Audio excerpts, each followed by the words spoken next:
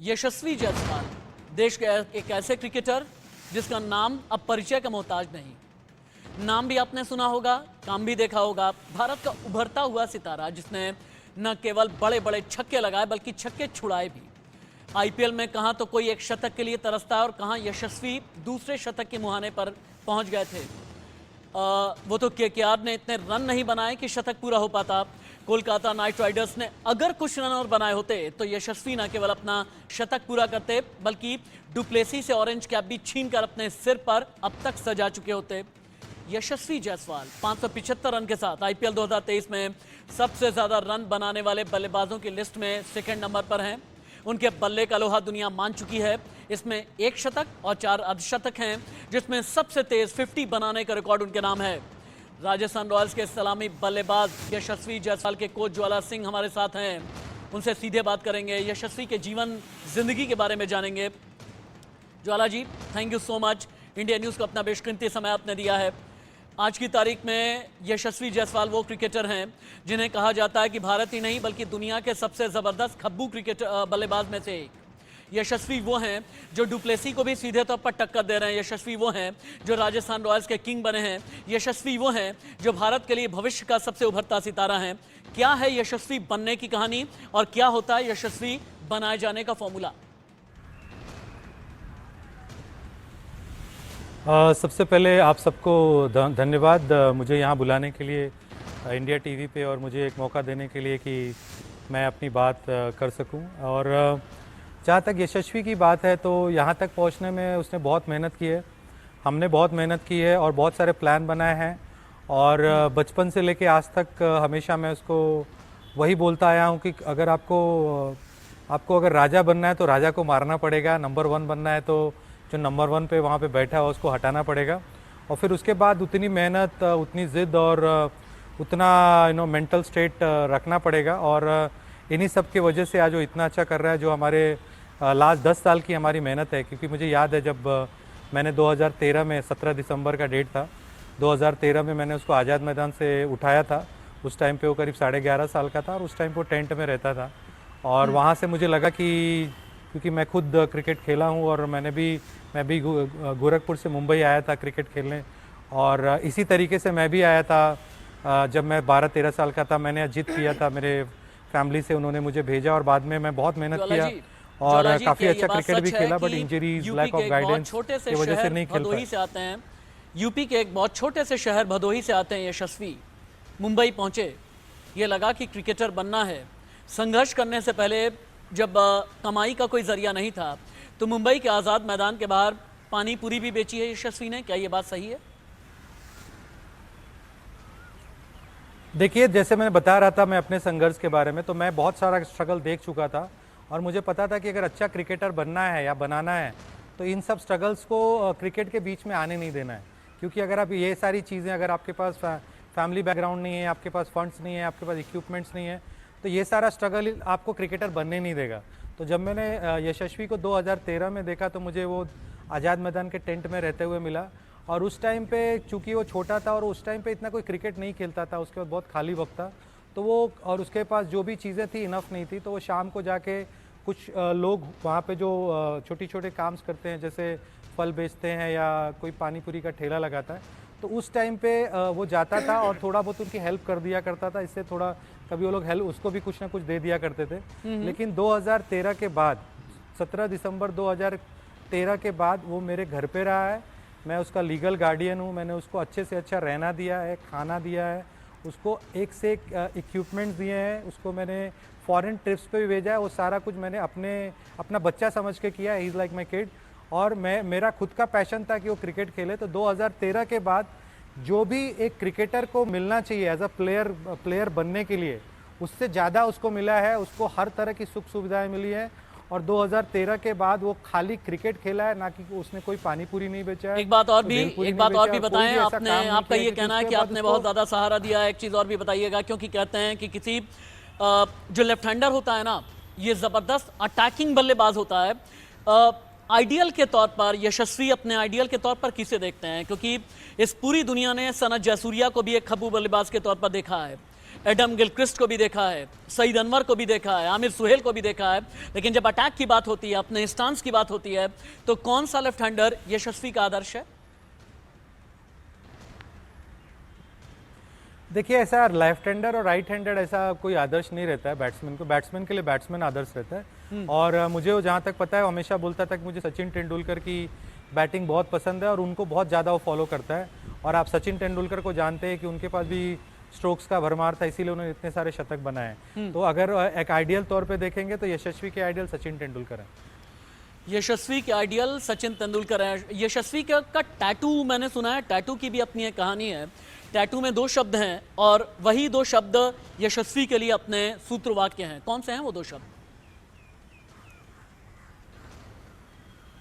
वो हमेशा बोलता है कि मैं अपने आप पे ट्रस्ट करता हूँ और मुझे अपने आप पे बिलीव है।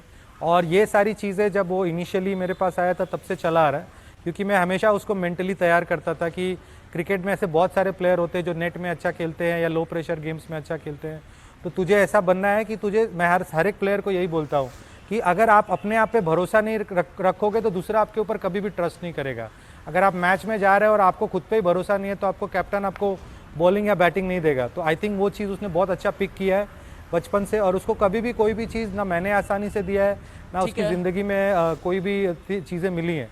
तो इसके लिए वो बिलीव ही है जो उसको यहाँ तक लेके आया, और मुझे लगता है यही चीज़ अच्छी चल रही है, ये बिलीफ, ये ट्रस्ट फैक्टर होता है जो आपको जिगरे वाला क्रिकेटर बनाता है। लेकिन हमने देश में पहले एक चीज़ ये भी देखी हुई है कि आईपीएल तो अभी शुरू हुआ है, लेकिन एक ज़माना ऐसा भी था जब अच्छे अच्छे बल्लेबाज, खब्बू बल्लेबाज आते थे, उन्हें ये कहा जाता था कि भाई ये भारत के स्टार क्रिकेटर बन जाएंगे। लेकिन स्टारडम का चस्का कह लें या स्टारडम का लोड आप कह लें, इतना ज़्यादा लोगों के सिर पर हावी रहा कि वो वैसा नहीं कर पाए जितनी ज़्यादा उम्मीदें उनसे बंधी थीं। जैसे आप विनोद कांबली को देख लें, एक ज़माने में एक बड़े सिक्सर किंग आए थे जो खब्बू बल्लेबाज कहे जाते थे। अतुल बिडाडे, जिन्हें ये कहा जाता था कि भाई ये गुजरात से चल करके हिंदुस्तान का बड़ा नाम रोशन करेंगे, लेकिन वैसा कुछ कर नहीं पाए। स्टारडम से बचाने के लिए बतौर कोच ज्वाला सिंह यशस्वी को क्या सीख देते हैं? देखिए, मैं हमेशा बहुत पहले से बोलता आया हूँ कि अगर हम किसी के साथ किसी का नाम जोड़ा जाता है तो किसी बहुत ही सक्सेसफुल प्लेयर के साथ जोड़ा जाता है। और अभी एक लड़के ने कदम रखा है क्रिकेट वर्ल्ड में, और जिनके साथ हम उनकी तुलना कर रहे हैं वो कर चुके हैं। तो एक प्रॉमिस, एक कोई लड़का प्रॉमिस होता है और जो इन प्रोडक्ट होता है उसको हम कोई नाम के साथ जोड़ते हैं। तो ये एक प्रोसेस है। अगर आप किसी को बोलते हो कि अगला विराट कोहली बनेगा या अगला तेंदुलकर बनेगा, तो उन्होंने वो 15-20 साल वहाँ पे जाके वो चीज़ें की है और अभी आपको करना है। खाली बोलने से वो नहीं होता है। तो उसके लिए सबसे ज़रूरी है आपका फोकस कितना अच्छा है। तो हमेशा मैं यशस्वी को एक ही चीज़ बोलता था और बोलता हूँ कि आप अच्छा क्रिकेट खेलते रहो, बाकी जो चीज़ें हैं क्रिकेट से ही आई हैं।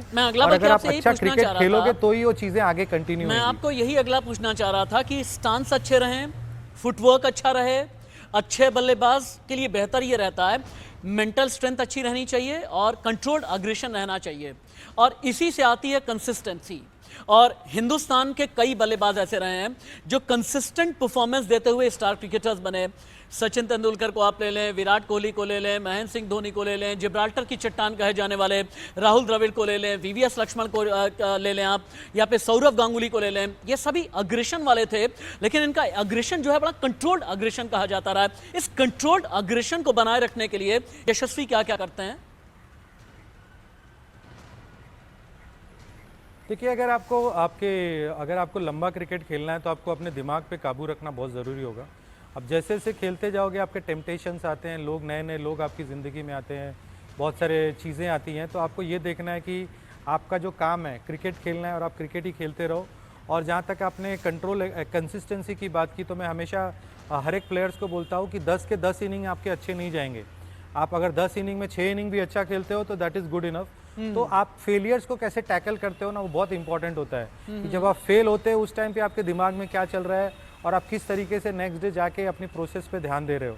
तो मैं हमेशा उसको प्रोसेस के बारे में बताता हूँ, और कंसिस्टेंसी सिर्फ और सिर्फ प्रोसेस से आती है। अगर हर दिन आप अच्छे पॉजिटिव माइंडसेट के साथ जाओगे और जो काम कर रहे हो उसके साथ आप जस्टिफाई करोगे, उसमें आप 100% दोगे और आपका दिमाग संघर्ष से बने हुए उसी चीज के बारे में सोचेगा। बल्लेबाज हैं जिन्होंने 13 गेंद में अर्धशतक जमा दिया। ज्वाला जी, अब देश ये भी जानना चाहता है ना, नॉर्मल भी है क्रिकेटर को देश ये भी समझना चाहता है, अपने आसपास का एक आम इंसान समझते हुए, यशस्वी को क्या क्या करना पसंद है? क्या डांस करना पसंद है, गाना पसंद है? अगर संगीत पसंद है तो कौन सा संगीत पसंद है?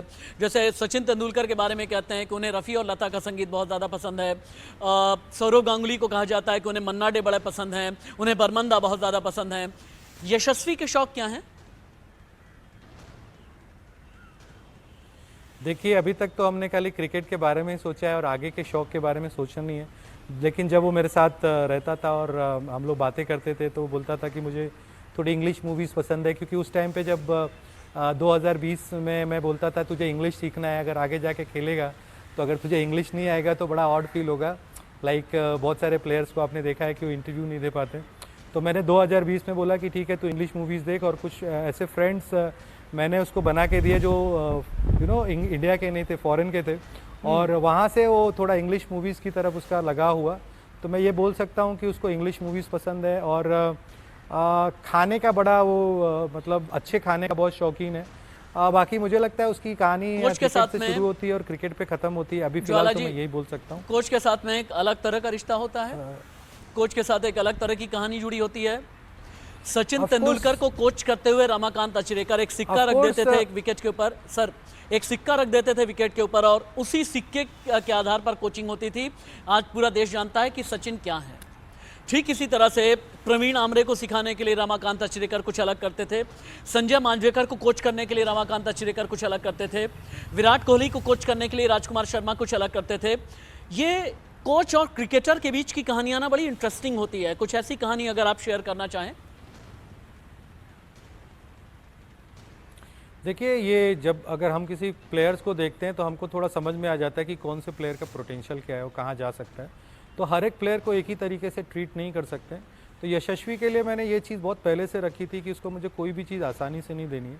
तो मैं आपको एक वाक़या बताता हूँ कि एक बार वो एक टूर्नामेंट खेलने गया था और उसको 15,000 रुपये का एक वाउचर मिला था, और मुझे बोला सर मुझे एक हेलमेट लेना है। तो बोला एक काम कर, जाके ले ले हेलमेट दुकान पे। और फिर जब वो शाम को आया तो मुझे और पैसे मांगने लगा कि सर मेरे को और एक्स्ट्रा पैसा मैंने किसी से ले लिया है, मुझे देना पड़ा है। तो उस टाइम वो अंडर 16 खेल रहा था, मुंबई अंडर 16। तो मैंने बोला क्या क्या क्या ले लिया? तो बोला सर मैंने हेलमेट लिया। तो बोला कितने का हेलमेट है? तो बोला 15,000 का, और कुछ सामान लिया हूँ। तो मैं बहुत शॉक हुआ, मतलब 15,000 का हेलमेट? मैं बोला तू 15,000 का हेलमेट पहनने का अभी तेरी लायकी है क्या? ये लैंग्वेज हमारा रहता है। तेरी अभी, मैंने बोला अभी तेरी औकात नहीं है 15,000 की हेलमेट पहनने की। क्योंकि अभी तू मुंबई के अंडर 16 लेवल खेल रहा है, वहाँ पे ऐसे कोई बॉलर नहीं मिलेंगे जिनके सामने हेलमेट काम आएगा। तो मैंने उसके हाथ से वो हेलमेट छीन लिया और मैंने मेरे कपाट के ऊपर रख दिया जिस रूम में वो सोता था। तो मैंने बोला कि जब भी रात को तू आएगा घर पे खाना खाने के बाद 1 घंटा वो हेलमेट देखना, और ये हेलमेट तभी तुझे मिलेगा जब तू इंडिया अंडर 19 आपने मुझे एक ऐसा सवाल दे दिया ना, आपने कहा ना कि आगे चल करके ऐसे गेंदबाजों का भी सामना करना पड़ेगा कि एक बेहतर और बेहतरीन हेलमेट होना बेहद जरूरी है। अब मैं समझना ये चाहूंगा, ज्वाला सिंह बतौर कोच पहली जो कोचिंग होती होगी, आप ये कहते होंगे भाई देखो ईडन गार्डन्स पर ऐसे खेलना है, नरेंद्र मोदी स्टेडियम में आपको ऐसे खेलना है, फिरोज शाह कोटला में ऐसे खेलना है, वानखेड़े स्टेडियम में ऐसे खेलना है, मोहाली स्टेडियम में आपको जाकर के ऐसे खेलना है, चिन्ना स्वामी स्टेडियम में आपको ऐसे खेलना है। लेकिन बात सिर्फ यहीं तक नहीं है। अगर आप अपना आपको बेंचमार्क सेट करना है ना, तो आपको ये जानना बेहद ज़रूरी है कि आपको पर्थ में कैसे खेलना है, साउथ अफ्रीका के मैदान पर कैसे खेलना है, गाबा में कैसे खेलना है, त्रिनिदाद एंड टोबैगो में अगर कभी जाकर के आप खेलते हैं तो कैसे खेलना है, सेंचुरियन पार्क न्यूजीलैंड में आप जाकर के खेलते हैं तो कैसे खेलना है। इसके लिए यशस्वी कितने तैयार हैं? देखिए, जो प्लेयर है ना इस तरीके से डोमिनेट कर सकता है वर्ल्ड के नंबर 1 बॉलर को, जैसे जोफ्रा आर्चर है या बहुत सारे बॉलर हैं, तो उसको ये फियर नहीं रहेगा कि कौन सी जगह पे क्या तरीके से कौन सा चीज़ें काम करेंगी। ऑफ कोर्स इम्पॉर्टेंट ये है कि आगे क्या है। लाइक अगर समझो कि आज आप इंडिया में खेल रहे हो तो इंडिया के कंडीशंस के हिसाब से हम तैयारी करते हैं। अगर हमको जैसे वो अंडर 19 वर्ल्ड कप के लिए साउथ अफ्रीका गया था तो वहाँ के लिए अलग तैयारी थी। तो ऑफ कोर्स जहाँ पे हम एज अ कोच या एज अ प्लेयर हम लोग यही सोचते हैं कि अगला सीरीज़ क्या है, उसी हिसाब से तैयारी होती है और वही रिजल्ट ओरिएंटेड होता है। और ज़्यादा अगर हम बहुत सारी चीज़ें अगर एक साथ सोचेंगे तो वर्कआउट नहीं होता है। तो आई फील कि जैसे अंडर T20 क्रिकेट है तो हम T20 की तैयारी करते हैं, 50 ओवर क्रिकेट है तो हम 50 ओवर की तैयारी करते हैं, और अगर रेड बॉल क्रिकेट है तो रेड बॉल की तैयारी करते हैं, और उसी के हिसाब से चीज़ें चलती हैं और यही वर्कआउट होता है।